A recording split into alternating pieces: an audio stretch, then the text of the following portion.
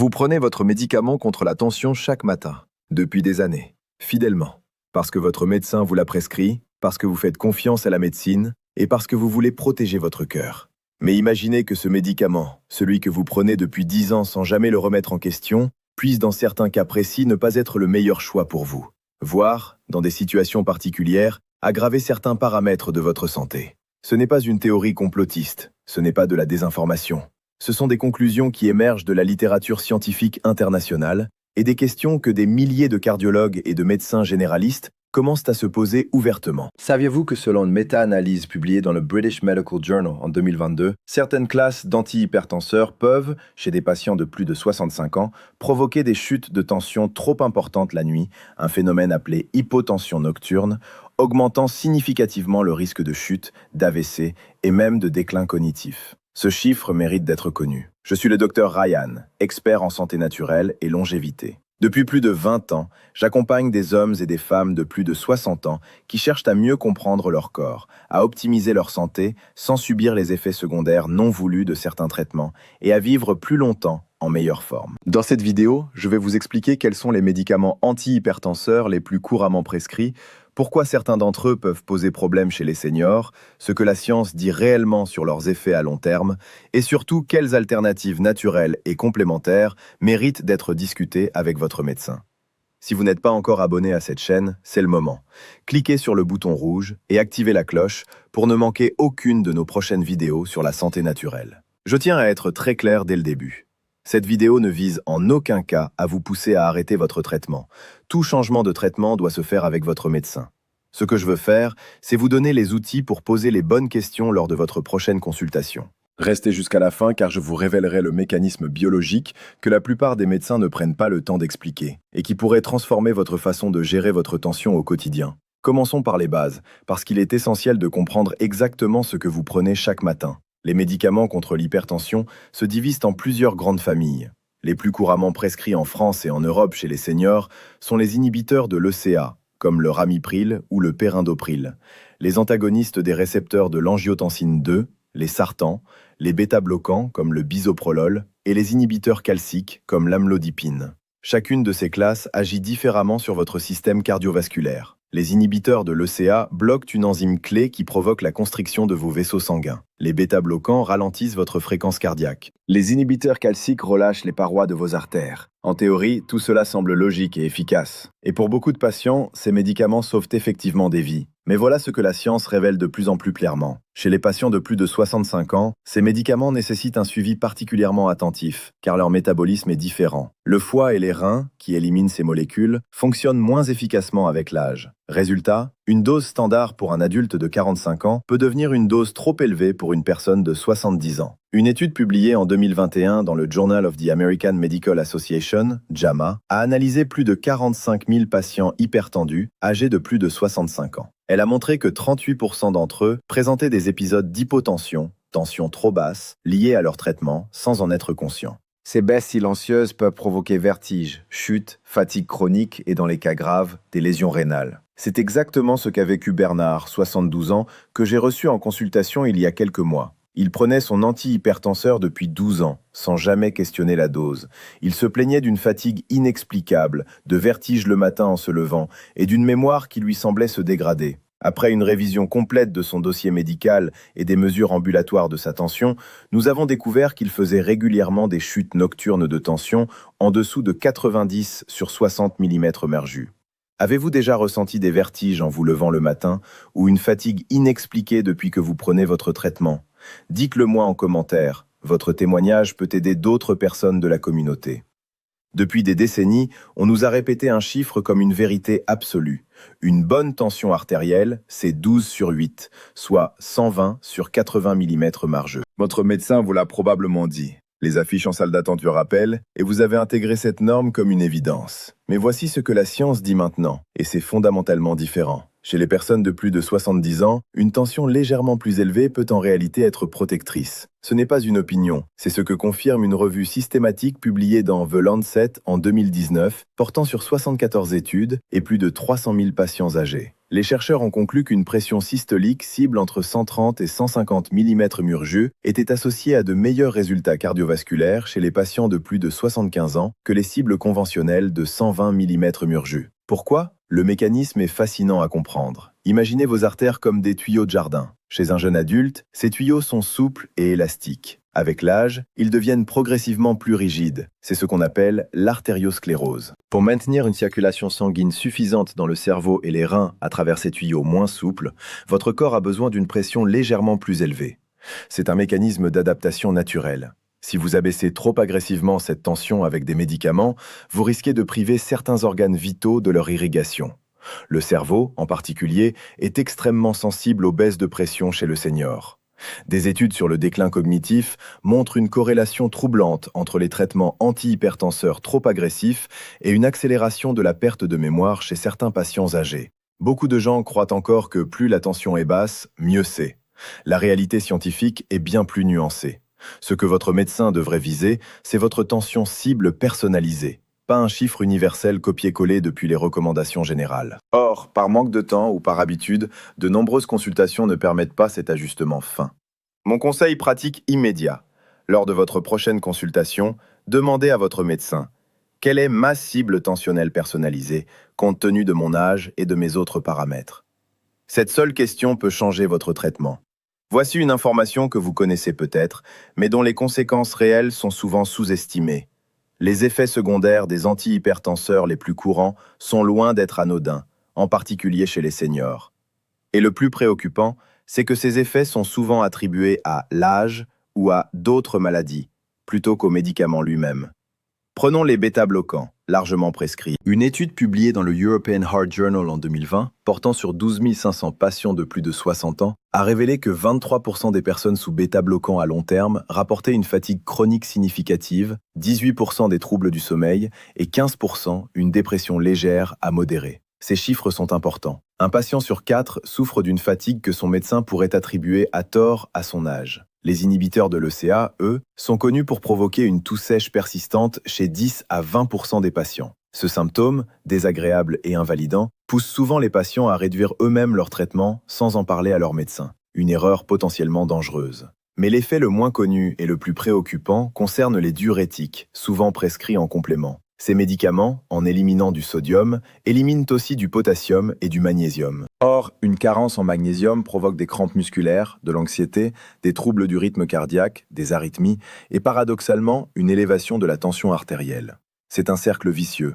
Le médicament censé faire baisser votre tension peut, en appauvrissant votre organisme en minéraux, aggraver le problème qu'il est censé résoudre. C'est exactement ce que vivait Claudette, 67 ans, qui me consultait pour des crampes nocturnes insupportables et une nervosité inexpliquée. Son médecin lui avait prescrit un diurétique depuis 3 ans. Après une analyse sanguine complète, nous avons constaté un déficit majeur en magnésium et potassium. Une supplémentation adaptée, prescrite et suivie par son médecin, a transformé sa qualité de vie en quelques semaines. Si cette vidéo vous ouvre les yeux sur des choses que vous ignoriez, donnez-lui un pouce bleu. Cela m'aide énormément à partager ces informations avec davantage de personnes qui en ont besoin. Et dites-moi en commentaire, avez-vous déjà eu des crampes, de la fatigue ou des troubles du sommeil depuis votre traitement? Voici quelque chose que beaucoup de patients hypertendus ignorent totalement. Votre microbiome intestinal, les milliards de bactéries qui vivent dans votre intestin, jouent un rôle direct dans la régulation de votre tension artérielle. Et certains médicaments antihypertenseurs perturbent cet équilibre de façon significative. Pensez à votre microbiome comme à un chef d'orchestre invisible. Quand il est en harmonie, il produit des molécules anti-inflammatoires, régule la production de sérotonine et participe à la production de nitrites qui font naturellement se dilater vos vaisseaux sanguins. Quand il est perturbé, tout l'orchestre joue faux et l'inflammation systémique augmente, ce qui est l'un des principaux facteurs aggravants de l'hypertension. Une recherche publiée dans Nature Medicine en 2021 a démontré que les patients hypertendus traités par certains antihypertenseurs présentaient une diversité bactérienne intestinale réduite de 30% par rapport aux sujets normotendus non traités. Cette réduction de diversité microbienne est associée à une résistance accrue à l'insuline, une inflammation chronique de bas grade et, fait surprenant, une moindre efficacité des médicaments eux-mêmes au fil du temps. Ce phénomène explique en partie pourquoi certains patients voient leur dose augmenter progressivement au fil des années sans jamais réellement stabiliser leur tension. Ce n'est pas leur corps qui s'habitue aux médicaments dans le mauvais sens, c'est leur microbiome qui évolue défavorablement, créant une résistance croissante au traitement. Voici des valeurs concrètes à surveiller lors de votre prochain bilan sanguin. Votre CRP, protéine C-réactive, marqueur de l'inflammation, devrait être inférieur à 1 mg par litre si vous êtes en bonne santé. Un taux entre 1 et 3 mg par litre indique une inflammation modérée. Un taux supérieur à 3 mg par litre est un signal d'alarme qui mérite discussion avec votre médecin, car il peut être à la fois une cause et une conséquence d'une tension mal régulée. Si vous trouvez cette vidéo utile, partagez-la avec un proche qui prend un traitement pour la tension. Vous pourriez l'aider à poser les bonnes questions à son médecin. Le partage, c'est aussi un acte de santé. Voici le point le plus important de cette vidéo, celui que j'ai gardé pour la fin parce qu'il mérite toute votre attention. Nous parlons depuis tout à l'heure des limites et des risques potentiels des médicaments antihypertenseurs. Mais il serait irresponsable de ma part de m'arrêter là sans vous parler de ce que la science valide comme approche complémentaire sérieuse. Je ne parle pas de remèdes miracles. Je parle d'interventions sur le mode de vie et de suppléments qui ont fait l'objet d'études randomisées contrôlées, le niveau de preuve le plus élevé en médecine, et qui montrent des effets significatifs sur la tension artérielle. Premier point, le régime DASH. Des études menées par les National Institutes of Health aux États-Unis ont démontré que le régime DASH, riche en légumes, fruits, légumineuses et produits laitiers faibles en gras, pauvre en sel et en graisses saturées, peut réduire la pression systolique de 8 à 14 mm/Hg chez des patients hypertendus. C'est une réduction comparable à certains médicaments antihypertenseurs de première ligne. Deuxième point, le magnésium. Une méta-analyse publiée dans Hypertension, revue de l'American Heart Association en 2016, portant sur 34 études et 2028 participants, a montré qu'une supplémentation en magnésium de 368 mg par jour pendant 3 mois réduisait la pression systolique de 2 mm/Hg et la diastolique de 1,78 mm/Hg. Ce chiffre peut sembler modeste, mais combiné à d'autres interventions, il devient cliniquement significatif. Troisième point, l'activité physique aérobique modérée. 30 minutes de marche rapide 5 fois par semaine ont été associées à une réduction de 4 à 9 mm/Hg de la pression systolique dans plusieurs études. C'est une intervention 0 €, sans effet secondaire.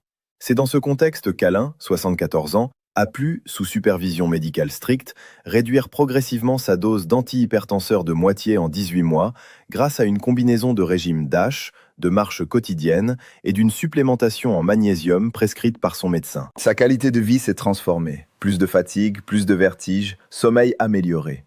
Rappelez-vous, aucun changement de traitement ne doit se faire sans l'accord de votre médecin. Ces informations ont pour but de nourrir votre conversation médicale, pas de remplacer votre professionnel de santé.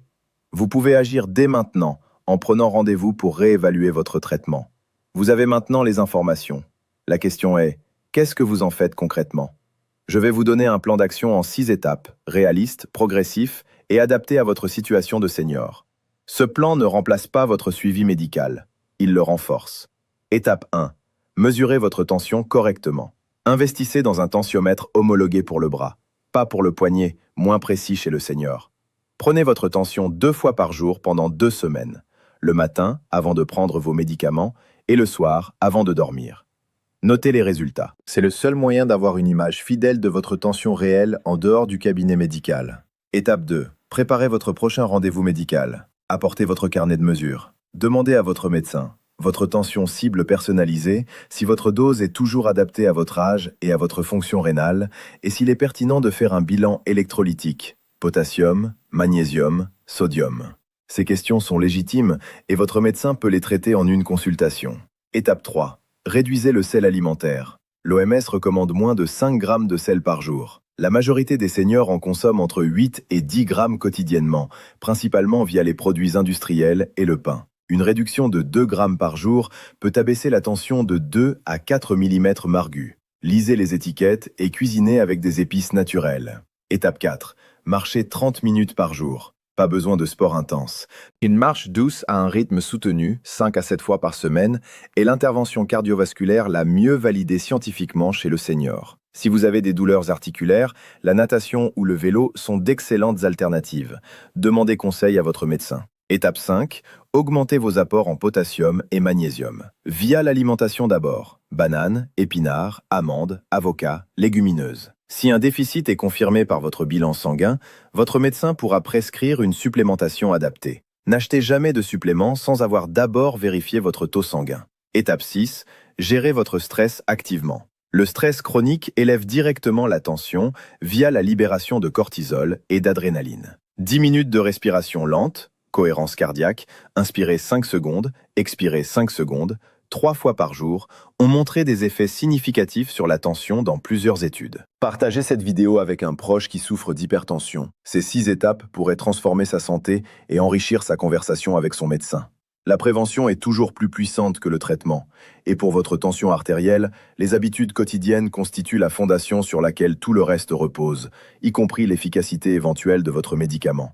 Voici comment construire ce socle au quotidien. Sur le plan alimentaire, les aliments les plus protecteurs de votre tension sont ceux riches en nitrates naturels.